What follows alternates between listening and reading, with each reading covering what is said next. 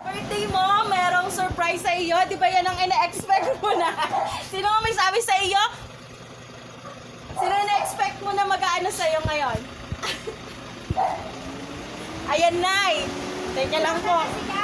Sige po. Ito ang surprise. Nay, parito. Dito ka po. Sanjun, si ate.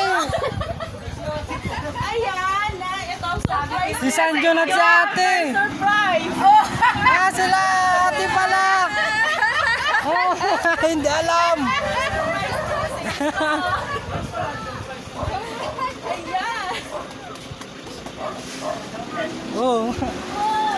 Kayo pala. Walang may alam. Nagalakad na po. Ayan sila.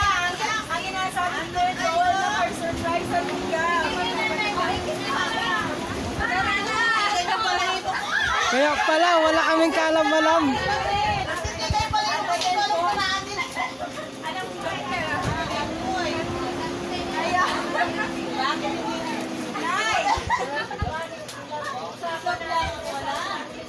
Akala ko